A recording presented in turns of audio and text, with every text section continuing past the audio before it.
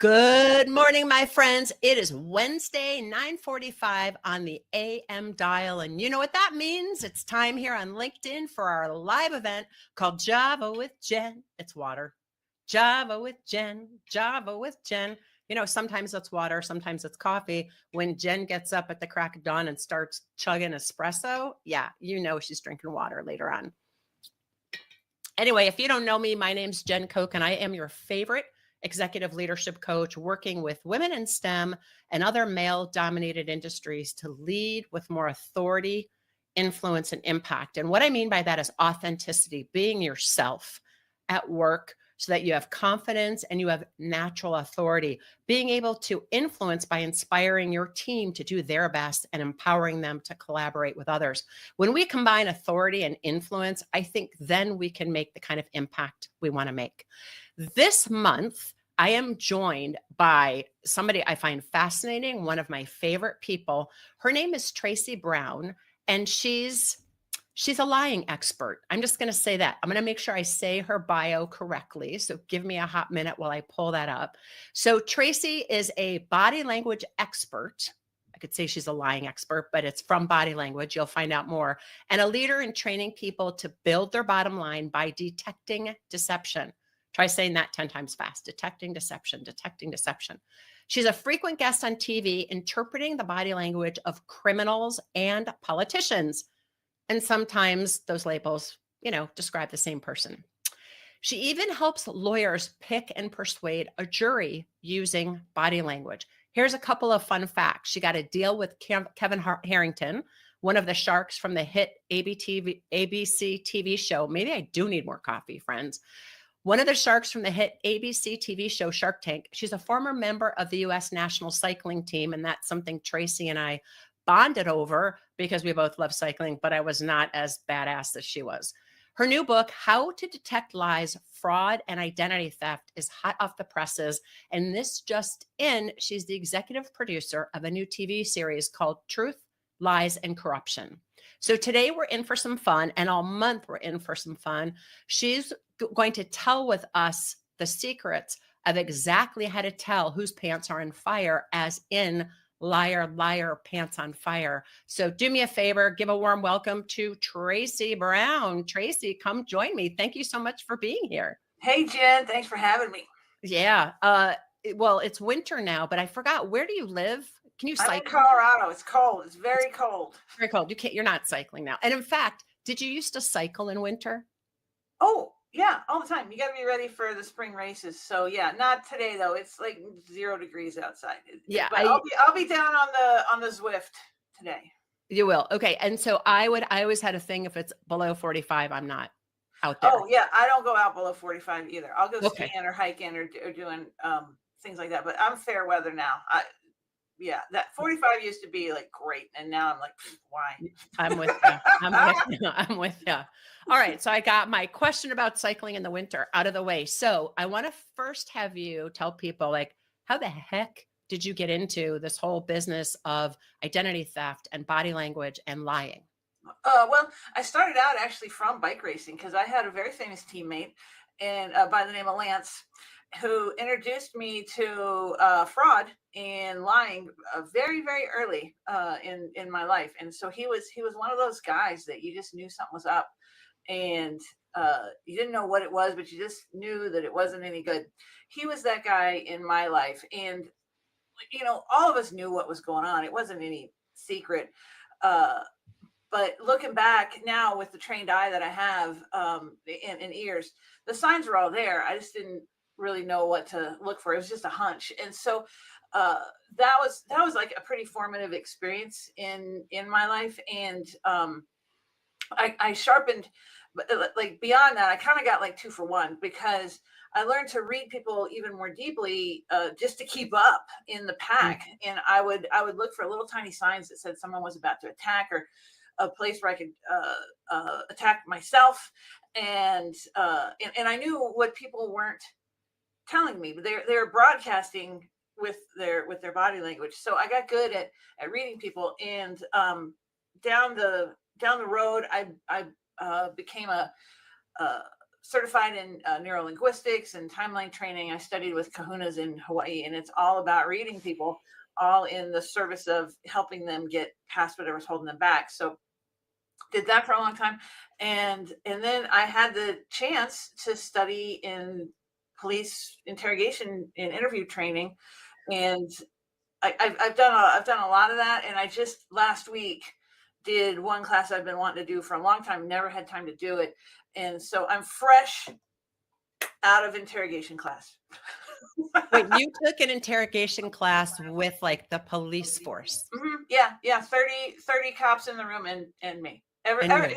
Like you walk in and everyone's wearing black and cargo pants and they're real quiet and they're real tough and then there's me. I'm like, hey, what's up? And so it's kind of different. Okay, so when you walk in there, I'm assuming you're already kind of sussing out body language and how people are sitting and kind of that kind of thing. So this would be really good because what's one of the first things you look for when you walk into a room, and how could a layperson like me who doesn't have your training, who is not fresh out of interrogation class, thank you very much, but I love that you were in interrogation class. That makes me really happy because it just makes me really happy. I don't know why, but it makes me happy. So first thing I notice is the vibe of the room. Because when you walk in, you can feel the vibe of the room. Now, last week when I walked in, it's heavy. It's really heavy because it's filled with cops. And these people are, cops get a bad rap. They really do. And 99% of them shouldn't, because they are out there and they are protectors, and they are going to do the right thing. And of course, as in any industry, there's some bad apples, and it just happens to get a lot of coverage when something goes wrong. Yeah. In police, but I mean, they're targets every day, and every time they step out of their office, they're a target. Yeah. And so you can feel that. And so what I want to do is sit next to someone who I think will talk to me in my typically sunny attitude, which they don't have, right? It's totally okay. That's what you want. And so that's what I do, is how I figure out who to sit next to. And some are friendlier than others. I think Right. I sat next to a guy who was in the Navy, and he was there for training. So he was, when you're in the Navy and you're in Colorado, like, you're not on a lot of boats, you're just not. And so you're not maybe in harm's way as much as maybe a beat on the street cop. So anyway, we had a nice time talking. Wow. So, okay. So you're checking the vibe when you walk in. It's very interesting because often when I'm coaching my clients, the thing I always talk about is the brain's negativity bias and how it's never dealing with reality. So how does a person discern between our projection on what we think the vibe is and the actual vibe? Is there a way for someone to figure that out? That's an interesting question. And I'm going to say no, because you're perceiving how things are for you. Like, for them, it's a regular day and probably an easy day. And for me, I'm like, whoa, here we go. Right. Because I don't deal with a lot of face-to-face criminals like what they do. And I'm not pulling people over and wondering, am I going to get shot every day? So these things are different. Like some of the folks in the class were from the Denver Police Department, and their job is to interview cops that there are complaints about. Right. Wow. So maybe they're not a target themselves, but here they're dealing in things that could get pretty high profile if they're not careful. So anyway, so there, if I'm perceiving the vibe, it's going to run heavily through my filters, and that's okay. I think that's okay. Yeah. Okay. So first step, again, I just love that you're in this interrogation room. A person could feel the vibe of the room, understanding. I think what you said, though, was important. Understanding we are running it through our filters. Don't just assume that, because it could be you were in the same meeting the week before and somebody said something that, made you feel a certain way. And now you're bringing that bias into it. So I think we have to be super conscious of our biases, feel into the vibe when you walk in the room, but also understand we're moving through our filters, right? Yeah, totally.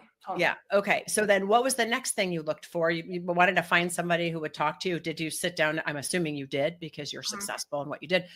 Did you find somebody who was actually going to talk to you when you sat down? Yeah, the Navy guy was pretty friendly. The girl I sat next to was strangely not that talkative, I thought, because we actually had some stuff in common. She said, "I saw your water bottle. I know you're a cyclist." And I was like, "Oh, cool." She's like, "I ride too."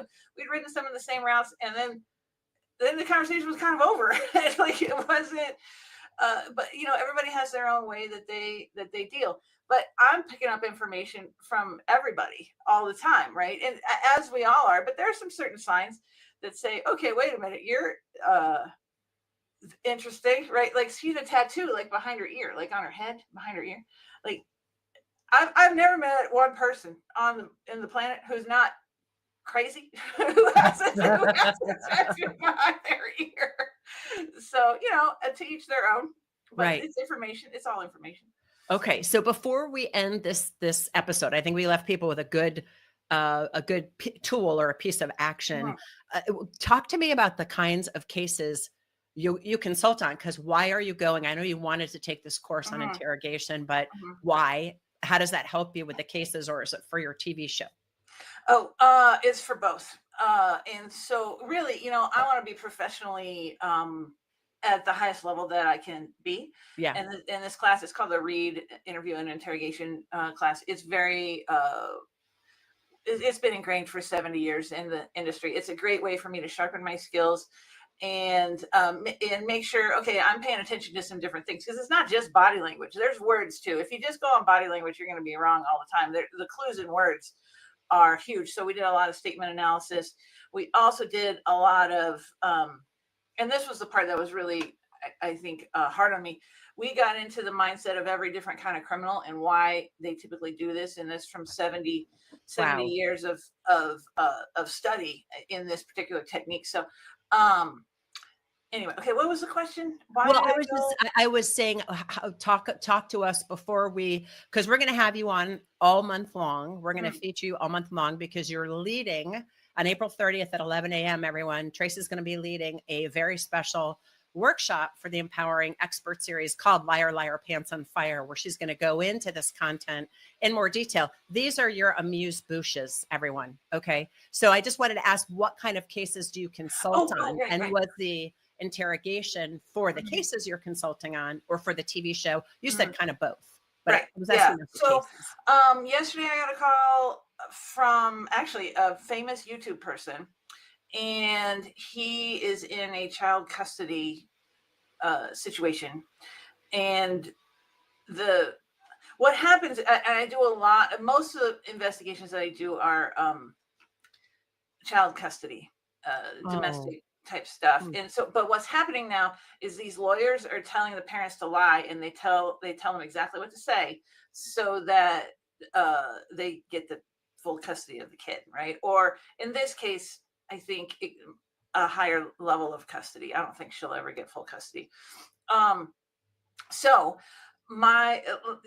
yesterday it was about, because all of a sudden she came out and said, "I can't be around you because I'm scared 100% of the time when I'm around you." Well, they sent all these text messages, because I'm looking for statement analysis as well, and doorbell cams, and all sorts of different videos. It's like, and they want to know, is this person scared?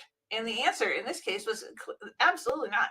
In no way is this person showing fear at any level. So I have to today write a professional opinion letter that will go to the judge about that. And a lot of times it's more difficult and more intricate than this particular one. But that's what happened when my phone rang yesterday. Whoa. It's just like, that hurt my heart. You know what I mean? Of child custody cases. Because the whole story is very long and intricate, and the whole thing will hurt your heart. And I think I'm working for the good guys. I think you are too. I think you're one of the good guys. I appreciate what you do. I think so, yeah. And I appreciate having you on Java with Jen, this week's episode. And if people weren't able to pull out that nugget, I'm going to repeat it. And then also repeat again when Traci's Empowering Expert Series workshop, Liar, Liar, Pants on Fire is. And then we will give you a little bit of a preamble to next week. So the big nugget that we talked about was read the vibe when you walk into a room, suss it out. Just, often I think we're rushing from meeting to meeting to meeting. Take a minute, take a beat, take a breath. Mm-hmm. Feel the vibe when you walk in, but also recognize you are filtering that through your biases. So check on your own biases for a person, the situation, whatever that is. But I would say trust your gut. Would that be the right thing to say, is trust your gut? Or is that kind of a loaded question we should wait on? That is a loaded question. We'll talk about what's in your gut. Okay. All right. We'll talk about what's in your gut for next time when we're on next week, as well as you also mentioned words and what words or phrases to look for. Everybody, this is Jen Koken with Traci Brown, a body language and lie detection expert. She produces her own show. She has a new book. We'll make sure all this information is in the show notes. Traci, is there anything else you want to say for this episode of Java with Jen? Wait till next time when it gets real. Let's do it, Jen. All right. We're going to do it, Traci. All right, everybody. Thank you. Thank you. This is your episode of Java with Jen and Traci.